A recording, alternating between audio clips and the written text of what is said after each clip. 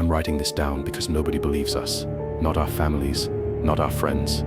But I need to tell someone, even if it's just words on a screen. My name is McCoy. This happened to me and my best friend Junjun last October on a Friday night that started like any other hangout.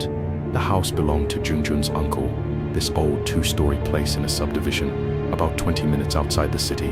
His uncle had gone to Mindanao for work and left Junjun the keys. Stay as long as you want, he'd said.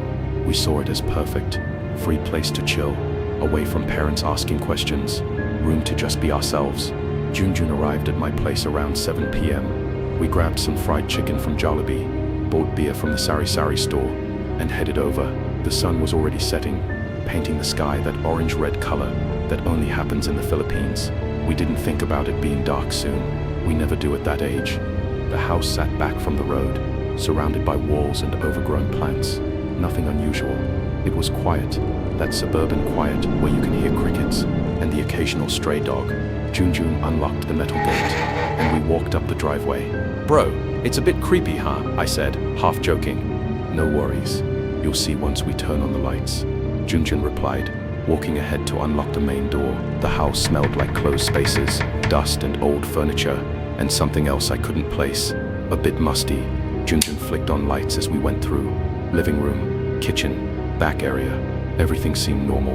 His uncle had left it pretty neat, just old. The kind of old where you can tell a house hasn't been lived in for a while, even if it's clean. We settled in the living room, turned on the TV for background noise, and cracked open our beers. It was maybe 8:30 p.m. I'm not sure exactly when I noticed. Maybe around 10 p.m. There were sounds coming from upstairs. Not loud sounds, nothing dramatic. Just sounds, like someone moving things. Slow, deliberate movements. A low dragging noise, like furniture being shifted. Then nothing for a while. Then it would start again. "Bro, you hearing this?" I asked Junjun, lowering the TV volume.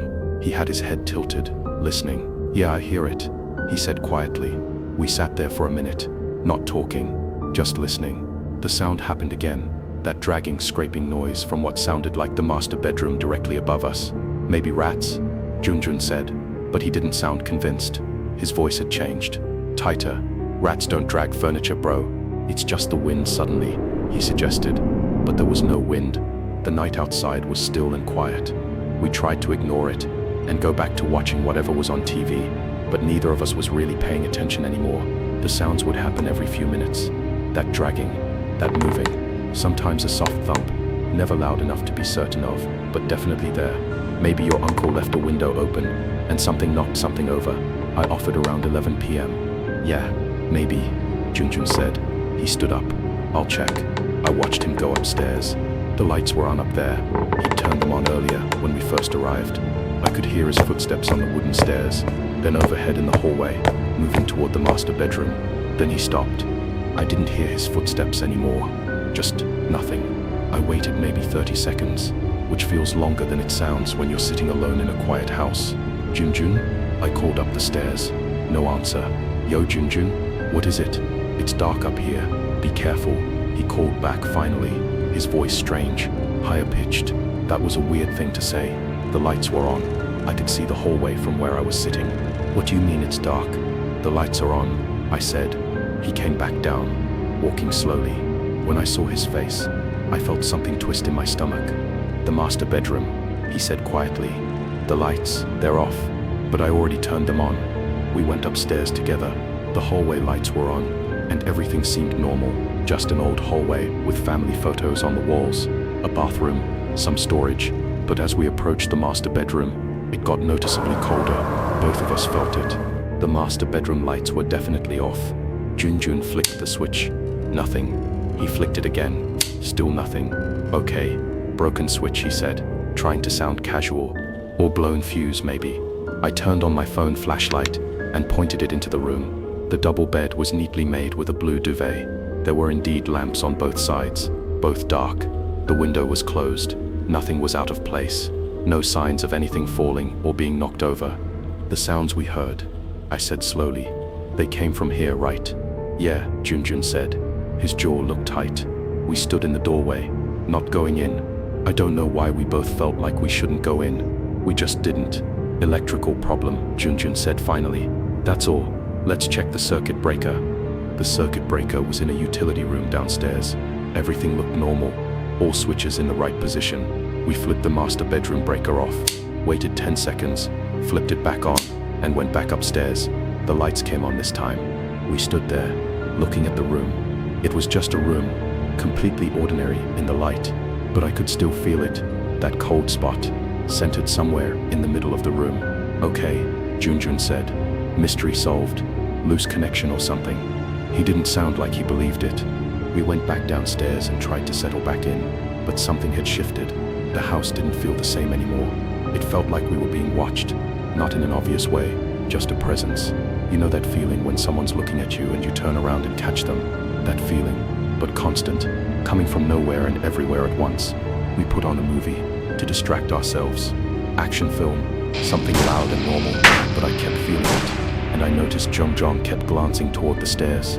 Around midnight, we heard footsteps on the second floor, not uncertain sounds, not settling noises or pipes, clear, deliberate footsteps, walking slowly from the master bedroom toward the stairs. We both froze mid-conversation. My friend's hand on his beer can stopped mid-raise.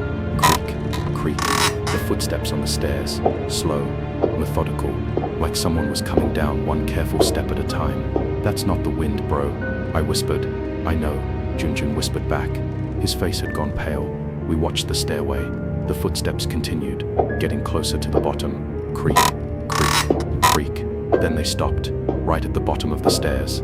We waited. The TV kept playing, oblivious. Some actor was giving a speech. It felt surreal, this normal thing happening while we sat frozen. The footsteps resumed, but now they were moving through the hallway, toward the living room where we were. What is that? Junjun mouthed. I grabbed the remote and muted the TV. Now there was just silence, except for the sound of those footsteps. Getting closer, the hallway was dark. We'd only turned on the living room lights. We sat there, Junjun and I, looking toward the empty doorway. There was nothing there, no one, but we could feel it. The presence was in that doorway, watching us. I'm not a brave person. I want that on record. So when I say I couldn't breathe, that my chest felt completely locked up, I mean it with absolute certainty. This was real. Whatever was in that doorway, it was real, and it was aware of us. We should leave, Junjun said, very quietly. Yeah, I agreed immediately. We grabbed our stuff, without taking our eyes off the doorway. Car keys, wallets, the plastic bags with leftover fried chicken. We moved toward the front door, as carefully as we could, like we were trying not to startle something. The air in the house felt heavy, oppressive. With every step toward the door, I felt like we were moving away from something that wanted us to stay. We unlocked the front door and went outside. The night air hit us, warm and normal, and so real. Run, Junjun said. We ran to the car. I don't think I've ever moved that fast in my life. We threw our stuff in. I got in the driver's seat. His uncle's car was there, and I got the key in the ignition with shaking hands. The engine turned over. Thank God. The engine started on the first try. I didn't slow down until we were back in the main road, under streetlights, surrounded by other houses and signs of life. We didn't talk about it on the drive back. We just sat there, breathing heavily, hands shaking. When I dropped Junjun off at his place, he said just one thing. Don't tell anyone. Who would believe us? I said. He looked back at me. Exactly. I didn't see Junjun for about a week. When I did, we kind of danced around the subject. Then finally, I asked him straight. Did that actually happen? Yeah, he said quietly. It happened. I asked him if he wanted to go back and get the rest of our stuff we'd left behind. He looked at me like I was insane.